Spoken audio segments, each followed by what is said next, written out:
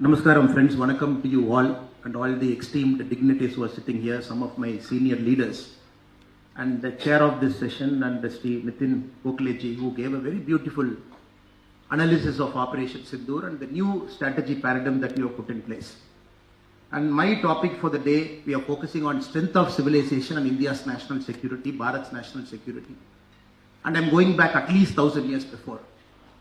The great thinker and philosopher Pandit Deen Dayal Upadhyay ji, if you are humble enough to read his life, the 15 volumes of his life, or at least the bare minimum if you are able to read at least the lectures he gave in Mumbai, April 22nd, 23rd, 24th and 25th in 1965, where he espoused over 4 days the concept of integral humanism. And in this, he gave a lot of emphasis to the word called Chitti. And Chitti he called the soul of the nation. In this present times, even when senior political leaders talks about North is different, South is different, West is different, East is different. And one of India's former Prime Minister in 2005, when he went to Oxford University to get his honorary degree, in the speech of former India's Prime Minister when he spoke, that the British have done a lot of great things to our country, a lot of beneficial things to our country, including trying to unite our country, trying to bring railways, trying to show us how to govern ourselves. When we see all kinds of things, sometimes we ourselves doubt, what is the idea of Bharat? Was Bharat always unified? What is the soul of this Bharat? The great philosophers and thinkers over the last 1,000 years, what did they stand for? This very beautifully in a word called Chitti, he emphasizes it is the soul, it is the cultural soul of Bharat. And Pandit Deen Dayal Upadhyay ji goes one step further. He uses a word called Virat after that. To invoke that spirit, the strength, the energy, the prana of this country where all of us feel sense of unified, all of us stand to protect this Chitti, he calls that as Virat. And Operation Sindoor is a very classic example of the Virat of this nation. Even some political parties till 1965, they wanted to secede from our country. And there is a chief minister of that political party ruling a state. He was forced to take a flag march procession with the army people during Operation Sindoor to say that no, all of us are standing for our Bharat, we are standing for our armed forces. So the whole of country in a spirit, all of us were together.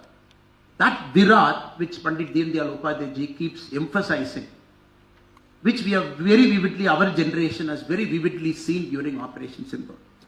And that is what I am trying to focus in the next 30 minutes, the civilizational strength.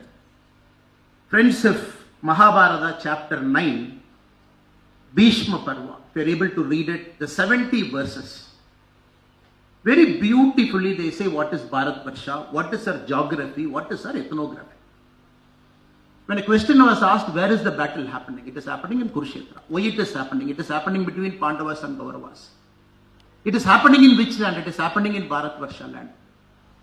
In this, in the chapter 9, very evocatively they talk about 150 river systems, 220 different kingdoms, that is in Bharat Varsha, 30 bigger lakes, 80 mountain ranges, and 300 pilgrimage spots, all of which are connected in that Bharat Varsha. We are talking of Mahabharata, chapter 9, where we talk. If we go to Vishnu Purana, evidences vary. People say it is 400 BC it came. People say it came at 600 AD. Whatever time we take, if we take Vishnu Purana, there they try and define what Bharat is. It is to the north of sea, it is to the south of Himalayas. From north to south, if we measure the distance, it is going to be 1,000 yojanas. Each yojana is about 3.2 kilometer. Approximately that line should be 3,200 kilometer from Kashmir to Kanyakumari. If modern times we go and measure, it is exactly that distance. So Vishnu Purana clearly talks about Bharat Varsha, all of us are together. There are some civilizational markers, just like Operation Sindoor. Operation Sindoor, what are we protecting? The armed forces, our technological might, people standing up in the border. Why we are protecting the idea of Bharat? Not only are we protecting the idea of Bharat on May 7th, not only in that day we protect it. If we go back, we protected it years and years and years over the last 1,000 years. If you take just a civilizational marker, the Kashi temple alone, Vishwanath temple, just a civilizational marker, where all of our heart beats for Kashi. It doesn't matter in which part of Bharat we live. If we take only that Kashi as an example, 1194, Qutbuddin Aibak came and destroyed the temple. King Vishwarupa from Bengal Sena dynasty, he comes to Kashi. In 1212, he puts a victory pillar. He says this is victory pillar which will stand in Benaras because this land, it belongs to the god Lord Shiva who is here. 1250, when the temple was completely razed, a financier from Gujarat, a financier called Vastupal, he gives 1 crore rupee at that point of time to rebuild the temple. In 1276, Hoysala king, Veera Narasimha II in Karnataka. Where is Karnataka? Where is Kashi? In 1276, when there was a jizya tax for anybody going to Kashi to worship the Mahadeva, they have to pay a jizya tax. King Veera Narasimha II said, look, in the present day Karnataka, a village called Hebbala, all the revenue proceeds of Hebbala will be paid as jizya tax so that anybody from south of Bharat can go to Kashi and worship Lord Mahadeva. We will pay the tax. And we still talk about north-south. And some of the greatest kings who stood for Kashi, if you keep following that thing, from Tamil Nadu, Mutsaswamy Dikshit there, Subramania Bharati who went there, Cholas who went there. Again, if you look at the Travancore kings, for Carnatic Kiritas about Kashi, they said the Vijayanagar Rayas who brought about exposition of Kashi. So this civilizational strength, the Chitti, which is the soul of this country, always came to the front whenever it needed to. And again, if you look at some of the greatest kings in our country over the last 1000 years, unfortunately the textbooks don't do justice for who they are. The Kerala king, the present day Kerala, Martanda Varma, taking on the Dutch in the high seas, 1771, Battle of Kolacham, defeating the Dutch because he didn't want Dutch to come inside at one end of our Bharat. If you look at the northern part, the Kashmir part, after the death of Prophet Muhammad, 632, when the caliphs were expanding, going all the way to Atlantic Sea one side, taking on some of the biggest empires, swallowing it, caliphs expanding at a rapid pace, but still our kings, Lalitaditya and other kings in that part, from 1732 till 1240, they kept the caliphs from not entering India. 500 years they stopped it at one part of the country. Rani Abbakka, one of the greatest Ranis in Karnataka, Ullal, took on the Portuguese and stopped them from entering. So all of these kings, if you go to Assam again, the great Ahom dynasty, taking on the mighty Aurangzeb's army and defeating it. So all parts of our Bharat at different points of time, they have always stood up to preserve the city, the soul, by showing Virata. If we come to the present day time, unfortunately we live in an age, a reality, where the political parties, some of the political leaders, they keep emphasizing that all of us are different. There is something called North, there is something called South. Some of the present day chief ministers, they say, no, in some states from South we contribute more tax, we give 1 rupee. But you give back 41 paise from the center. So how is this fair? Some state from the different parts of Bharat, they pay 1 rupee, they get 1 rupee 40 paise. How is it fair? And sometimes we also don't tend to read our history properly. The second 5-year plan, when India, Bharat wanted to have a balanced development, we got something called a freight equalization policy. We said FES means, at the point of time, people coming from West Bengal and the present day Bihar, including Jharkhand. 1950s, 92% of India's steel output was from 2 states, which is West Bengal and Bihar, 92%. 38% of engineering output was from 2 states, which is West Bengal and Bihar. But they felt South is not developing industrially. Okay, fine, let us bring freight equalization policy. Let Jharkhand give coal to South. Let the steel also go to South. But South said, no, how can I pay money? Because I'm lifting it from Jharkhand and carrying in train all the way to Tamil Nadu. For me, the cost of transportation would be more than the cost of the raw material itself. The government of India brought this freight equalization policy, which was in existence from 1956 to 1991. They said, even if Chennai, if you are lifting coal from Jharkhand, you will pay the same cost of a person inside Jharkhand lifting the coal from Jharkhand. What happened to the freight equalization policy? And somebody is looking at the economics. The engineering output, which was at 92%, at 30 years, it came down to 20%. Where in 1952, we had 2 steel plants. The next 17 steel plants came to western and the southern part of our country, and the central part. So we saw a very skewed balance of development. One part was growing fast, other part was not growing. Now suddenly we take this north and south to say, no. There is culturally one part of India so rich, one part of India is culturally not so rich. That is why we are a superior civilization. No. Our civilizational strength, it was very clear.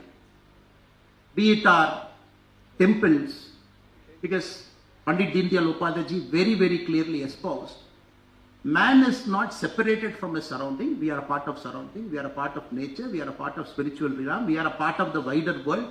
And we are a part of the cosmos. So this theory where he interlinked the human being to a larger cosmos, the same theory we will see it in our country also, the civilizational strength, where no sacred place in our country can claim we are the only sacred place. That is why we have 51 Shakti Peetham. We have 12 Jyotirlinga, which is spread across our country, where every part is special, every part is sacred. And this civilizational unity, I believe, is our greatest security strength, more than the external borders where we stand with drones and the armies and some of the mightiest weapons. Because if our civilizational soul is preserved, the chitti is preserved, where all of us feel a sense of virat all the time, I don't think any external power can come and destroy us, can come and conquer us. Just like Operation Sindoor, where our security forces stood for us, all these kings, some of the greatest dynasties, they stood for a country. And if you look at Mahabharata, again chapter 9, the ethnography, not only do they talk about geography, they talk about ethnography also. The people who live here, the Janas, the Melachas and the Yavanas, where they talk about the western Punjab to Assam, and the tribes like Nishadas, Shabaras, Kiratas and Adiras, all the way to Kyrgyzstan. Of course, our geographical border is strong, but the spirit, but the chitti, the soul of our civilizational strength is intact. In the 8th century, from Kaladi Shankaracharya, he started from Kerala without even knowing where is he traveling, north, south, west and east. 3 times he traveled across Bharat. Established centers of relevance even now, all the way to the present day Pak-occupied Kashmir. So this, I particularly believe, youngsters like us, the young Karyakartas like us, we always have to preserve this, keep emphasizing on it, take this further, because this is the greatest civilizational strength. Now it is also time to project the civilizational strength outside, just like Pandit Deendayal Upadhyay said, because that is going to be a security umbrella. If you look at US, Nitin Gokhaleji, who actually wanted to be a sports writer, who wrote for sports. Engeji wanted to be a defense pilot, but somehow your calling became a security, one of India's foremost security thinker and analyst now. Now you understand America's security might, what is it? A blue water navy, bringing their fleets all across the world, putting one in Persian Gulf and showing power. But what is India's security architecture? Of course, we are not going to sending our ship to the Gulf of Mexico, the present day Gulf of America. Our greatest civilizational strength is who we are as a nation. Now, I see a representative from Amrita sitting in the front row. Now, some of our greatest spiritual gurus, Mata Amritanandamayi Amma, ashrams across the world, Isha, Jaggi Vasudevji, ashrams across the world, Sri Sri Ravi Shankar, the Art of Living Foundation, who takes India's civilizational strength, negotiated a peaceful settlement in Colombia. Americans couldn't do it in 2016. Between the FARC rebels and the Colombian government, Sri Sri Ravi Shankar ji took it forward, brought a resolution in 2016 to a war in fashion, because he carries the spirit of Bharat strength there. And the Isha, presently they have launched an app, Miracle of Mind, I was following. In one day, it talks about a 7-minute meditation, which from our civilizational strength we are taking across the world. Because we know, as per the World Health Organization survey, 1 out of 8 people live in severe anxiety or depression. 3 people out of 10 people on the verge of getting into a mental problem in the next 10 years. When World Health Organization talks about it, a spiritual guru from India launches something called Miracle of Mind. Download an app. Do meditation for 7 minutes. If you look at the downloads that happened in the first 1 hour, it is 1 million downloads, which beated ChatGPT's download in the first 1 hour. Again a spiritual guru from Bharat taking our civilizational strength outside. Mata Amardandamai Amma. Even 10,000 people, 20,000 people hugging everybody till 3 a.m., 4 a.m. in the morning. Doing this without seeing the color, creed, race, caste, wherever the person comes. Same thing does in America, same thing is happening in Australia. Baba Ramdev, the yoga. The spiritual gurus who represent our civilizational ethos, taking the security architecture across the world. So everybody knows what is Bharat. Everybody knows who are the occupants of Bharat. Everybody knows what is the soul of Bharat. That also we should not forget. That is our security architecture. And the International Yoga Day, where the Honorable Prime Minister Narendra Modi ji has taken it across the world. And a lot of people might not know this. India is also a co-sponsorer for the International Meditation Day, which is on December 21. The International Meditation Day, again Bharat is a co-sponsor. Again we have taken it out. And the concept of life, which comes from our civilizational ethos, we have taken it out across the world. The International Solar Alliance, again the Pandit Deendayal Upadhyay's thought process. Man is not separate from nature, we are part of it. Again we have let the International Solar Alliance out. If you look at all of the security architecture, which will keep preserving our India's internal security for a long, long time to come. And more importantly, friends, if you give me some more time, Pandit Deendayal Upadhyay clearly kept emphasizing many a time about our language, about our culture, about our indigenous knowledge system. He said these three things from which the chitti, the soul of our nation flows. If we keep preserving it, so we need not fear anybody in the world. As a nation, we will always be ramrods right. Now for the very first time, if you take about Tamil Nadu, the state from which I come, in the current academic year, the number of students who read English are more than the number of students who read Tamil. So English reading students are more than the Tamil reading students. If you look at the English medium school, if you open a textbook, what is the maximum Tamil they teach? They teach 25 Tirukural. They teach 10 Attitude. But Tamil, just like other great languages of this country, it's such a deep language where people don't even have access to some of the greatest epics that is written. Now, Honorable Prime Minister Narendra Modi ji gives emphasis in the new education policy to say, learn your mother tongue till the class of 5, preferably to the class of 8. First time, we are unlocking lot of our own history to our own students. Same thing if you go to Karnataka, such a beautiful language, which has won the highest number of Sahitya Academy Awards. If you look at all the languages comparatively, very unfortunate people want to fight on language at this point of time. Pandit Deendayal Upadhyay ji continuously emphasized, differences in languages is never a problem. We always have difference in language. Politics over the difference in language is a problem. Now, difference in language will always keep us together because we have Chitti, we have Virat. We always have differences in language. But right now, they won't talk about which language is superior, which language is inferior. Doesn't matter at this point of time. We are not in a race to say, my language is superior than your language. Every language has got some of the greatest epics. That is again our civilizational strength, but we fight over it. And it is also important, all these small things we take care. The Virat of this nation gets preserved so that internally we become together, we become homogeneous. We don't see a difference between a person who's in a different part of Bharat to a person who's in a different part of Bharat. Again, you see, in English, people don't understand how come in a country where people travel less. Ours is a one country where people travel less internally compared to the size of our country. If anybody is looking at the statistics of how much travel we do within the country, Uttar Pradesh tops the number of tourists in the last year who travel more. Tamil Nadu, Karnataka, Andhra, Rajasthan, Gujarat, Maharashtra, West Bengal, Madhya Pradesh, Bihar, the top 10 states. But still survey says 60% of our countrymen haven't crossed their state. Like 60% of Tamil population haven't crossed Tamil Nadu. But how will a person from Tamil Nadu will appreciate the greatness of Ahom dynasty, will appreciate the greatness of Lalita Aditya, will appreciate the greatness of some of the greatest warrior kings of Punjab? For that, the Western people have tried to coin a word. They use a word called common unified spirit of cultural circulation. They don't understand how come in India where people travel less, where people don't even see other part of Bharat, but still all of them are united as a Bharatian. And this is very tough to appreciate and explain also, sir. And for this, the Western people are given an English word, common unified sphere of cultural circulation. They say there is a culture that is circulating across Bharat, which is not visible to an eye.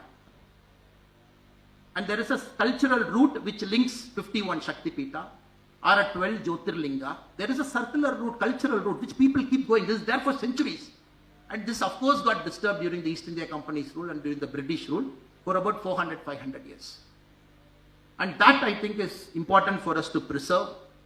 And every time we get threatened, we get some of the greatest scholars. I personally believe Pandit Deen Dayal Upadhyay's thought, some of us have the privilege of reading his thinking.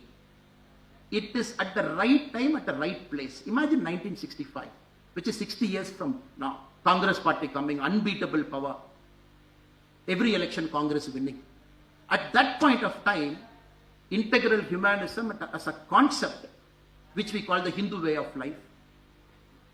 Swami Vivekananda ji traveled all the way to the shores of America to say, who are we as a country?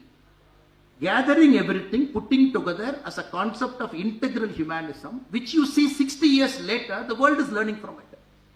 The world always felt nature is separate, man is separate, you can destroy nature as much as possible to earn your livelihood. Now we are talking about global warming, all of us are one. Can we do a circular economy? Can we try and make sure that we preserve nature? Which in 1965, he put forward our theory of Bharat. Now I am very, very happy in 2025 when we look at it. His philosophy and treatise holds more relevance than any point of time in India's growth story, in Bharat's growth story. That too very specifically when Bipin Rawat ji, when he mentioned the 2.5 front war, he mentioned it very thoughtfully, 2019. He mentioned it very thoughtfully. India at some point of time is always fighting a 2-point front war. Nitin Gokhale ji said, of course there is a China, and there is China's proxy Pakistan. Even if you take Pakistan as one front, it is going to be 1 + 1, 2 front. He added another 0.5 front. Another 0.5 front, he mentioned the internal issues within our Bharat. The Naxalism at one point of time, which we are very confident by March 2026, Bharat will be a Naxal-free Bharat. Again, the northeastern part where Nitin Gokhale ji did not speak much today, but even he was kidnapped as a journalist, if I got my history right, where Nitin Gokhale ji himself was kidnapped as a journalist by a group. And the same group which kidnapped Nitin Gokhale ji long time back, last year 585 cadres of the same group surrendered in Tripura, in the northeast region. And northeast, for the very first time, we are seeing a peaceful northeast in the recent investment summit, attracting a humongous amount of investment. Some of the biggest industrial houses wants to open and create a lot of economic opportunity there. We are seeing that. First time we are seeing the internal problems that has plagued our country for a long, long time. First time we are seeing it is settling down. The so-called 0.5 front war, probably in our era, maybe in the next 20, 30, 40 years in our lifetime, we might see this 0.5 front, internal front might get dissipated. Just yesterday, our army chief in Singapore in the Shangri-La dialogue, he mentioned a word. He said in the Operation Sindoor, 15% of our operational time went for battling fake news. In Nitin Gokhale's presentation, on the last line he mentioned that we got to get better at managing narratives. I think it's a very, very important statement he mentioned. And yesterday the army chief said 15% of our operational time. Imagine people in the border fighting, people thinking, taking real-time decisions. 15% of our time went in battling narratives. And that Deen Dayal Upadhyaya ji, I think that is where his integral humanism does a greatest service. The spirit, the chitti, the virat, if the people of our country, we understand, we follow it, we inculcate it, we take it. I don't think we have a problem with fake narratives then. Because everybody wanted to set up something. Everybody wanted to say, this is happening, that is happening. All of us are different. Just yesterday, I was very amazed to see an army chief mentioning that 15% of operational time getting into battling narratives. I think that is the way the warfare is going in the front also, sir. And more than that, my friends, I also want to take this opportunity to talk about two other pressing issues. Now, Deen Dayal Upadhyaya ji, for the security architecture, he clearly emphasized many a time that defense equipments, the technology always have to be internal. Now, if you look at some of the Indian private companies, if some of you read about them, the Gripens use some of India's technology. The Eurofighters, radar and Eurofighter is supplied by an Indian company. But for a long time, somehow we had this fascination that the Western countries are great, their military technologies are great. Nobody wants to touch an Indian company for a long time. When the present government under the leadership of Honorable Prime Minister Narendra Modi ji wanted to open up the defense, just look where we are. India's defense production, we have reached 1.46 lakh crore in financial year 2024-2025. When you compare this 10 years before, it is 214% rise. 214%. The Make in India initiative in defense alone, we have increased. If you look at the exports, again 10-year time frame, exports have increased 30-fold. We are at 24,000 crore. We have increased 30-fold in the last 10 years.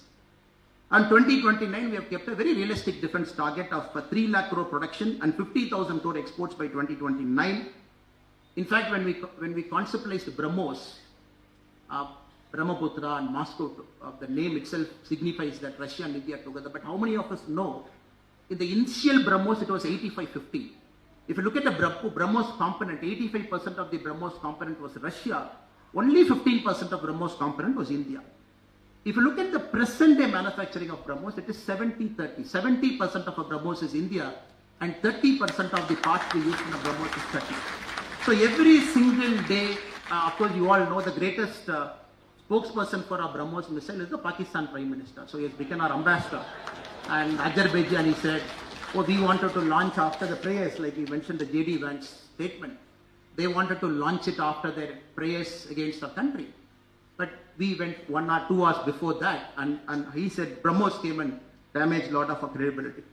Now, after the Operation Sindoor, some of the news reports say 16 countries are expressing the interest to acquiring BrahMos from our country to their respective countries. So this is something awakening the nation's virat in the defense sector, where not only civilizational cohesion and might is giving us a sense of cohesion, but also we are preparing ourselves for the border region in terms of our own technology, where in the last 10 years, decisively we have gone ahead. Friends, I would like to end. Mahatma Gandhi, when he wrote his treatise Hindu Swaraj in 1909, which is again 120 years back, if anybody has the opportunity to read the Hindu Swaraj, he mentions 2-3 points very clearly. He says, Western civilization as a source of both material and spiritual decline. He believed India needed to reject Western models and embrace our own cultural and spiritual values. Geeta Ragasya, Balagangadhara Tilak at different points of time, everybody emphasized that we got to go local, we got to be Bharatiya in our spirit, and that is the only thing that will keep us alive. That is why when we see most of the major civilizations are fossilized now. Where is Mesopotamian civilization? Where is the great Egyptian civilization, the Roman civilization? It is all fossilized now. But our Bharatian civilization, despite seeing so much struggle over the last 400-500 years of discontinuity, at 2025, if you look at a thriving civilization compared to older civilizations along with us, we are still alive, still thriving only because we have Chitti inside, which Hindu Swaraj mentioned. Now the Make in India initiative, Atmanirbhar Bharat initiative, putting our own country in the front in terms of an ideological thought process. When Modi ji, 2 countries are fighting, the Russia and Ukraine, where every country wants to take a position. When Modi ji's position, after 2 years, when the whole of the world is appreciating, that is the point, because that is Bharat's position over a long point of time. We never start a war. We never go and stand along with somebody when they are fighting a war. So the stand that we took now is getting resonance even in the United Nations Security Council now. So now the philosophy that we are talking, the integral humanism, and especially the Shyam Prasad Mukherjee Foundation, which has thought it fit to commemorate this by calling some of my fellow young Karyakartas from across our country and young minds along with our senior leaders sitting in this August hall, yesterday and today, listening fully where in each of the sphere the difference that we have created is in sync with the philosophy. Political parties can grow. Many political parties have grown across the world, in India. But many political parties have faded into oblivion. Within no matter, they have just gone into non-existence. But BJP as a political party, Jansangh as a political party previous to BJP, largest political party in terms of membership, but still thriving, attracting largest number of youngsters. It is only because of the philosophy we hold dear to us, which is integral humanism. I'm extremely delighted through this conference yesterday and today. A lot of young people are motivated to go and relook at what is integral humanism, even if they have a vague idea. But to read the 15 volumes of the life of Pandit Deendayal Upadhyay ji, bring youngsters, because Deendayal Upadhyay ji very clearly, 2-3 places he emphasized. people change political parties. He was totally aghast to see why do people change political parties. People join a political party, they change a political party. He said, when there's no principle, what is that political party going to do for Bharat? In one of his lectures, he mentions it. Because people who change political parties don't have a principle. They don't even know where they belong. In fact, he called the Congress party as a party where a mongoose and a snake both existing in a single frame. Because no ideology, no coherent vision, they don't know where to go.